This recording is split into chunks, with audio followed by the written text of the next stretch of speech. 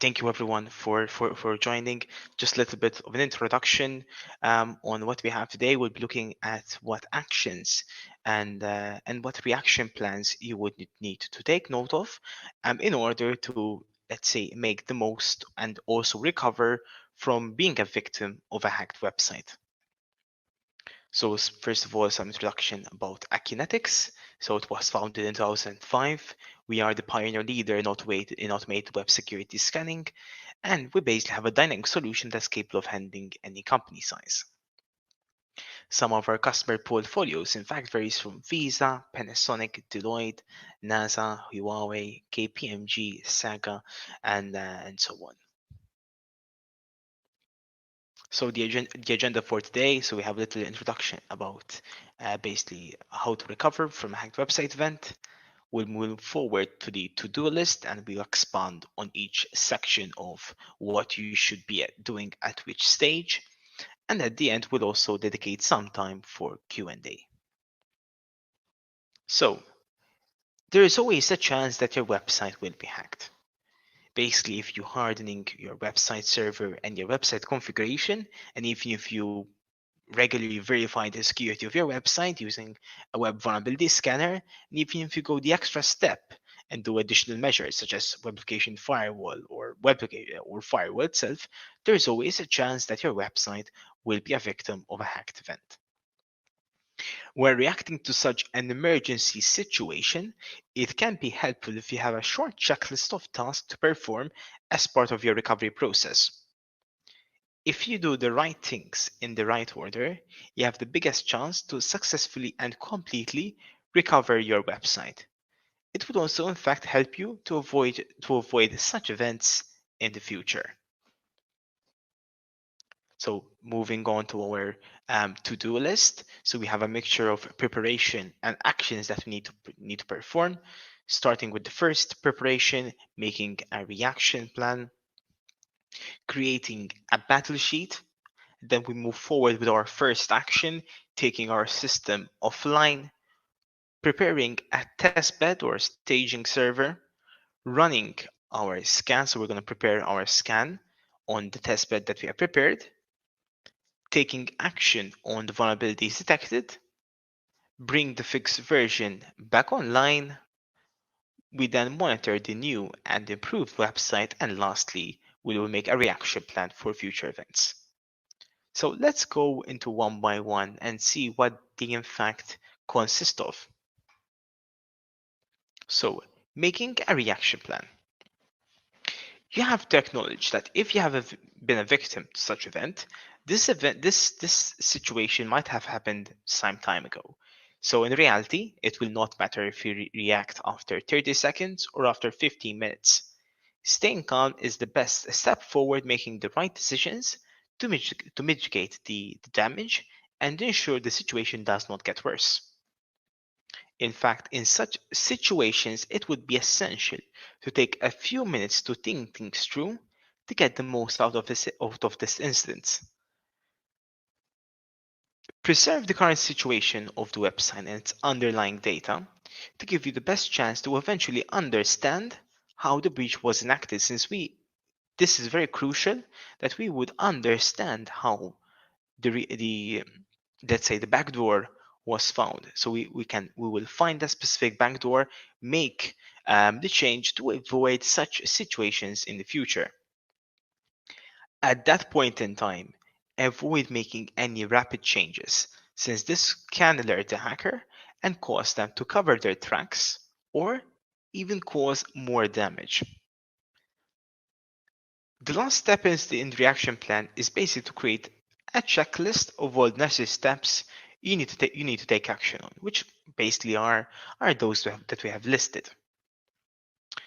Collect information and tools necessary to administer the website and its underlying components to gain control. Moving on to the creating a battle sheet. So if you're going into a security battle, you must make sure that your armory is populated with a complete arsenal of weapons. In security meaning terms, this means having access details and relative credentials for your website, having file names and paths for any configuration file which may contain information that governs access to your website or other systems, or systems which your website integrates with, including and gathering access details and relative credentials for your operating system or its platform underlying your website. And finally, and very important, write down telephone numbers, email addresses, support portals information for any vendors providing you with a web server or any of its underlying layer of service, including tokens, pins, telephone numbers, email addresses for developers, resources, since you will eventually would need to engage to eventually get the programmatic code fixed in order to deploy the improved website. Taking your system offline, and this is in fact the first action. So this might seem easier to say than done, unfortunately. It is very important that you stop the damage the hack have caused by taking your server offline. It is very important before you take your system offline, make sure you have carefully compiled your battle sheet with all necessary information for you to continue accessing the system even though it will be offline. Specific steps that you will need to do to take is basically depending whether you are using a hosted company as a way of hosting your website or whether your website is located at your own company premises. If possible, change the credentials related to the server, which allows access, and implement restrictions until the breach can be found and dealt with. Cloning your system to a testbed or staging server. To eliminate the effects of these risks, you will clone your system to a completely separate, in fact, testbed or staging environment. This testbed should not be located at the hosting provider because it must be isolated from any public IP address space to ensure that it cannot be reached from the outside and your cloned system itself cannot access or affect third party. Any systems used to test the cloned system would then connect to the same private IP address space as the clone for the purpose of running the security scanning. Getting hacked is one reason and fundamental reason why it's always important to keep backups. It is mission critical to keep current tested working backups at all time. Not having backups could mean that you could suffer irreversible data loss. Some of your investigation tasks will involve running tests on your website to understand where and how it can be penetrated. In fact, some of these tests can be aggressive and could either cause damage to your website or its underlying data, or in this case, possibly delete any artifact left on the system by the attacker. So this is where we can move forward with the scanning of your website. So once your testbed is populated with a clone of your website and related components, you can safely start using the system. By using a security automated scanner, you will be able to identify the misconfigurations of your website and related software, identify old and known vulnerable software versions, such as web server, software, and operating systems. Patches are typically the suspects. Identify insecure security access methods, for example, weak password, brute forcing, dictionary attack, weak cipher mechanisms. Identify inappropriate accessed file system locations, such as directory visibility and permission issues, and run a very large battery of specific tests looking for specific known vulnerabilities. This scanner will provide you with a list of all the vulnerabilities that your website is vulnerable to. In fact, these type of scans can take a considerable amount of time, particularly for a large and complex website. So in the meantime, you could use this waiting time to eventually understand and look for the point of entry manually. It is critical to find the actual point of entry that triggered this event. If you were to do a complete restore from backup that will eliminate any damage caused by the attacker, it is only reasonable to assume that the attacker can very easily gain access using the same method that he used to infiltrate the new, let's say, restored backup version. In fact, some of the key things to investigate would be scan for malicious codes, scan for vulnerabilities, scan for viruses and malware, compare hacked files against known cleanup backups, check your access logs to see who was doing what and when, check for unknown or mismatched files on the server, check for repeated patterns in your server logs. Hopefully, by your painstaking investigation of log files, running processes, and looking into file system content, this will allow you to identify the security flaw and the entry point.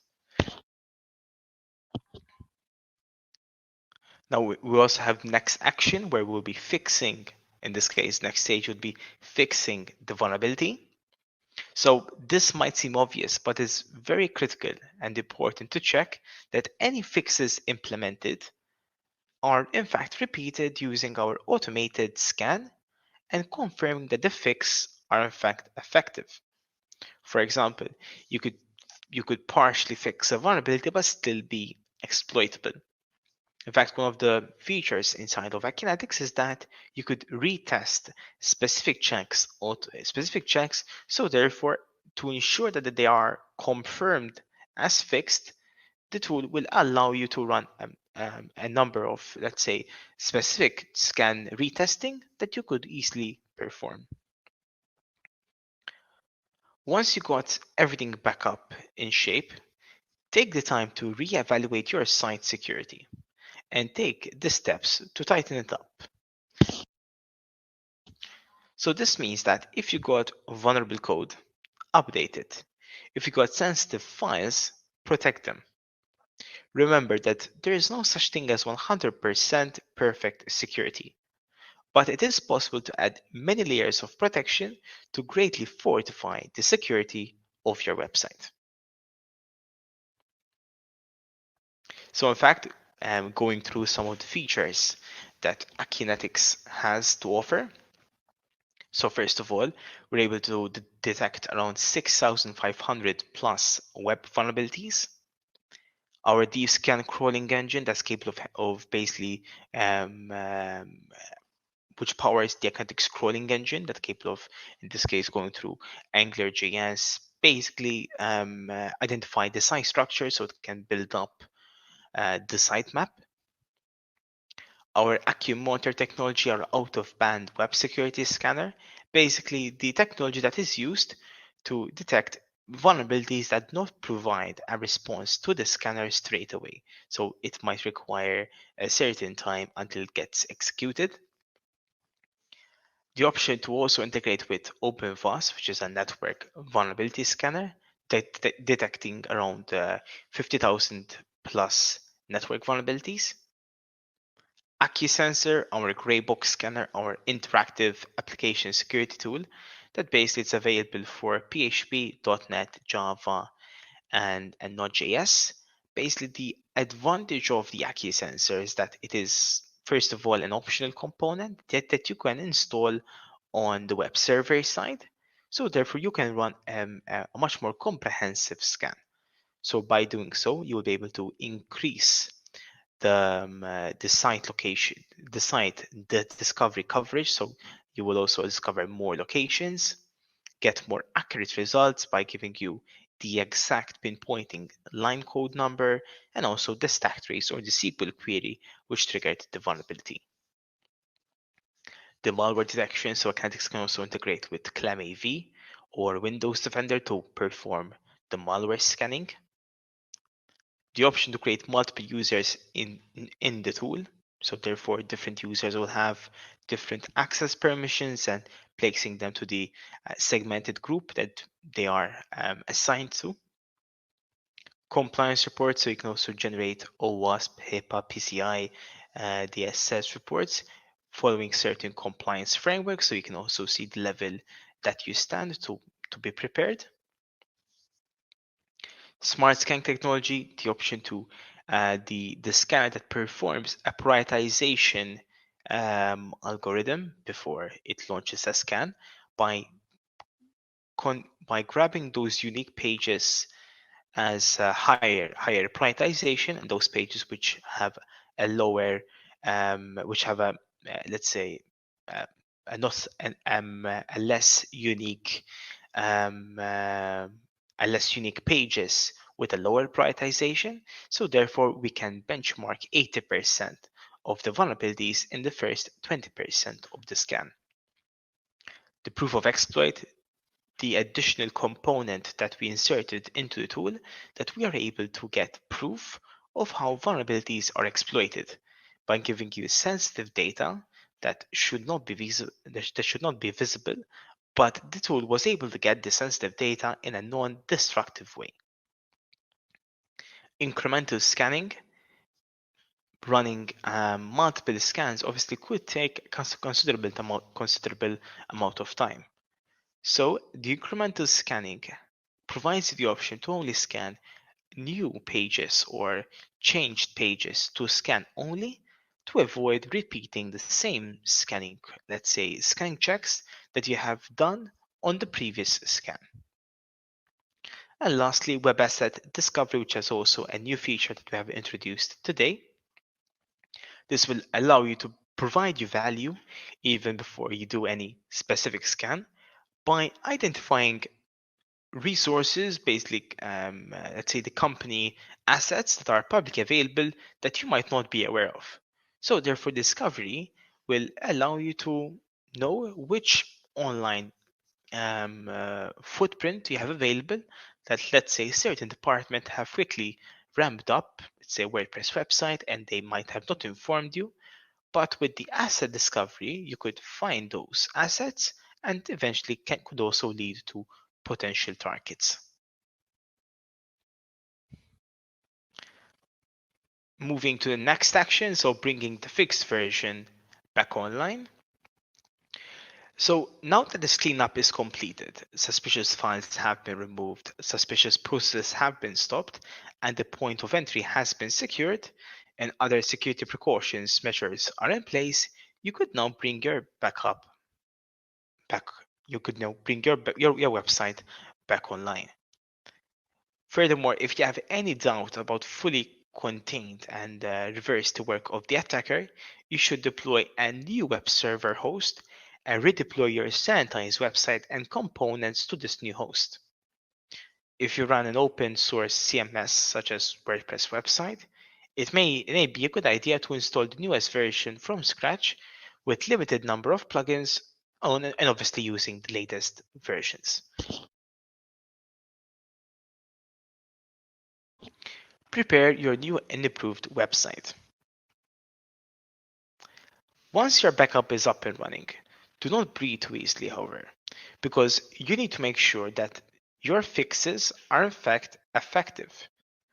In particular, you should devise some way to monitor your log messages, for example, to have an early warning system of the attacker trying to get into your system via the same access vector as the event you have just fixed. If for some reason the attacker does manage to get back in, then there are 3 points that were not addressed correctly. First point, you have not identified the entry point correctly, so the entry point is still hidden or not found. Second point, you have not identified all the entry points. And lastly, the fixes is in fact inadequate, so the fixes were not effective, and therefore the hacker was still able to get to use the same access vector to access your website. So that is why it's always important for you to ensure that In this case, all the fixes are in fact retested to confirm the fix is now effective and verified. And last one, make a reaction plan for future events. Now, after you have completely recovered from this event and completed all the tasks related to this event, you should revisit this section, review the reaction plan you made for this event, and use it to build a recovery procedure for future events. In reality, this means passing on the knowledge on what you have learned. This will allow you and other team members of your support team to be more effectively and efficient to handle your next event if you ever encounter such instance again. Thank you. So now that we have covered the presentation, we can now move forward with the QA section. So if you have any questions regarding the PowerPoint or anything about how can we handle certain instances or events in Acunetix, please don't hesitate to write it on the chat box if there is. I'm assuming there is, in order to go ahead and start the QA section and jump into a very quick um, demo of the tool. So now today we'll be looking at Actetics version 14. So the first thing which I would like to point out would in fact be the scanning. So if I open my scanning section, I go into a specific scan that I have initiated. In this section, I will be able to see the complete results, such as the scanning duration, total requests that were sent, the average response time, and total paths identified. If I go to the vulnerability section, I can see the complete vulnerabilities that were detected within Acunetix.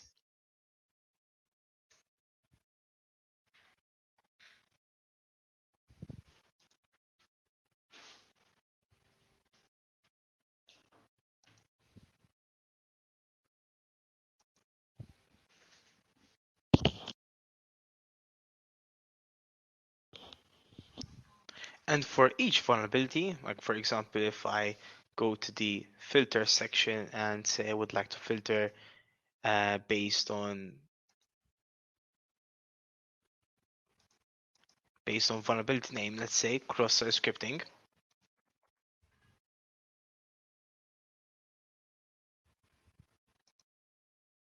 I can also see all the cross-site scripting that in this case were identified within my scanning.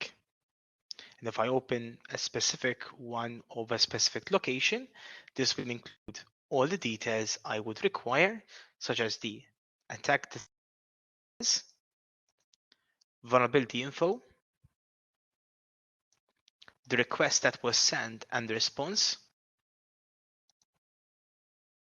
together with the response highlighting. So also indicate the specific section where the attack has occurred, the impact, how to fix it, classifications, and also a detailed information with references. If, for example, we change, in the meantime, if you have any questions, please don't hesitate to type them all in the chat box. In the meantime, if you go, for example, for a SQL injection,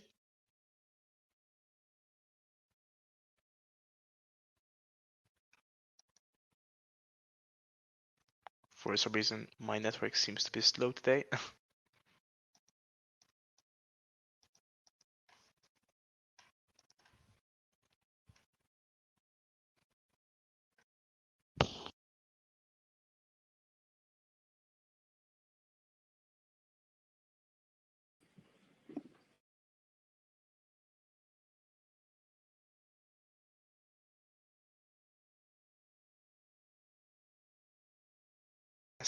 Component.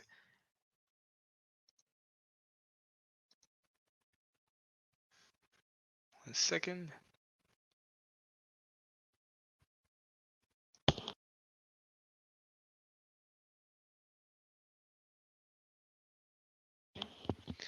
And some of the benefit that the IS component will basically provide us would be the exact line code number and also the SQL query which triggered the vulnerability. So this is the advantage of the IAST component. Furthermore, we do have additional proof-based scanning, such as, for example, a SQL injection without the IAST. See, yep. For example, this specific one, it will have the attack, the tests that were performed, and also proof of how this was exploited by getting, in this case, the database name as proof of exploit, proof of how this vulnerability was exploited. And we also have the option to launch a quick retest or also send it to our issue tracker that we support out of the box.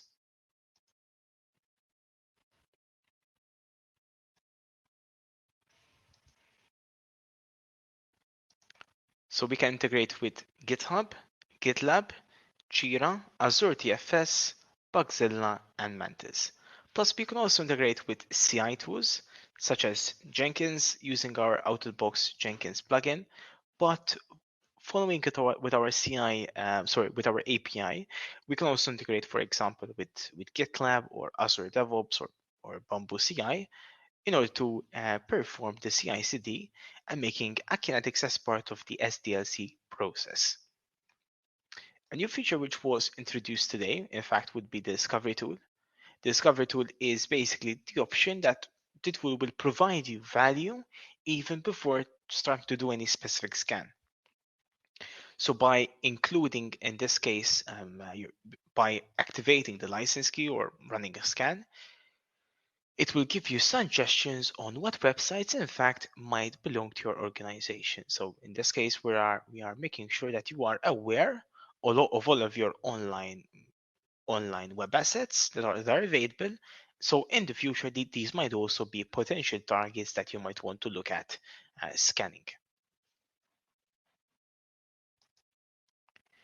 Any questions by chance from the presentation or from what we have seen today in the short scanning section? I don't have, okay, the chat, there's a poll. Okay, there's a poll. How often you run a web vulnerability scan? Okay, I think that's for that's for the participants. Okay, if that is all, I'm gonna give the mic back to okay. We have a question from Fathil. Discovery feature is a new feature. Yes, Fathil. So discovery feature is a new feature that has been introduced today. In fact, today we have released version 14 from version 13. And basically, discovery tool, apart with, for example, additional vulnerability checks, was in fact introduced today. Yes. And just to expand it a bit on the discovery, you can also have the option to include, for example, inclusion, like including additional specific input, for example, IP address or organization name or second level domain, in order to get a much more deeper and accurate result, followed by also exclusion of certain IPs, domains, and so on.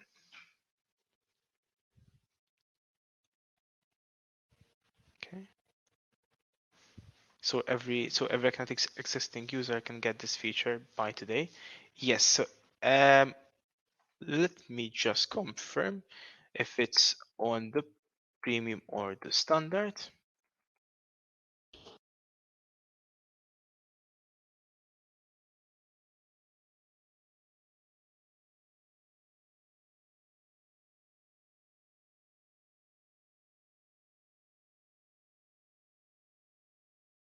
A new feature, but yes, for premium for sure.